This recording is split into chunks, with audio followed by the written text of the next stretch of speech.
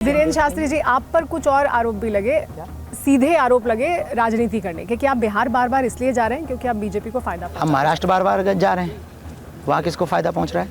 और अभी हम बार बार लंदन भी गए, वहाँ किसको फायदा पहुँच रहा है? जहाँ बुलाते हैं चले जाते हैं। आप बुलाओ अपने स्टूडियो हम आ जाएंगे, आप बुलाओ अपने शहर में कथा करने हम आ जाएंगे, आप बुलाओ अपने गाँव में हम कथा करने आ जाएंगे। किसी भी पार्टी का व्यक्ति हमें बुलाए, हमारे यहाँ कोई मना नहीं। साधु की पोथी है, ये झोली माला हमारे पास है, वो हमें कहें कि आपको आना है, हम चले आएंगे। तो बीजेपी वाले अगर ज्यादा बार बार बुलाएंगे तो चले जाएंगे बिहार, फिर उनको फायदा हम तो कहते हैं कि दूसरी पार्टियों के लोग, आपने जो कहा है अखिलेश जी को, आप हमारी खबर करिए, हो सके तो मोबाइल नंबर आप अपनी टीम को दिलवा दीजिए हमारा, और वो हमें जरूर फोन करें और हम कल की। और आजकल के माता पिता की सबसे बड़ी भूल है कि बच्चों को, हम उनके गाँव जाएंगे और निःशुल्क करके आएंगे, और उनसे कह दीजिए कि हमने टेंट और साउंड भी धाम का लेके आएंगे।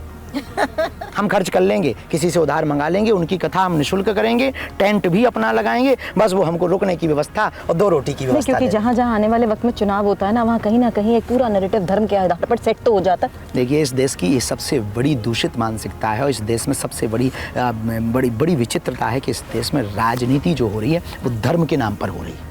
होनी चाहिए मुद्दे विकास के होने चाहिए। हमने जो पहले बोला वही पुनः दोहरा दें, शिक्षा, स्वास्थ्य, बेरोजगारी, इस पर राजनीति हो, इस पर बात हो, इस पर चुनाव लड़े जाएं। इस देश में या तो वो जातिवाद के नाम पर राजनीति हो रही, या जो है धर्म के नाम पर, राष्ट्रवाद के नाम पर राजनीति कब होगी, इसके इंतजार में है।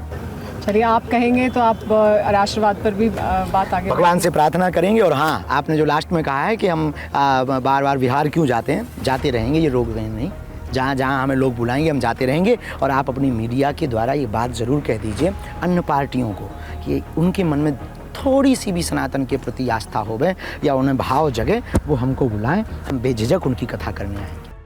तो पंडित धीरेन्द्र शास्त्री हमारे साथ मौजूद थे, कई मुद्दों पर उनसे बातचीत हुई। हो सकता है कई मुद्दे लोगों को पसंद आएंगे, कई मुद्दे चुप भी सकते हैं, लेकिन हमारी गाड़ी यूं ही चलती रहेगी और शक्ति का सफर जारी रहेगा। भक्ति और शक्ति की मुलाकात होती रहेगी।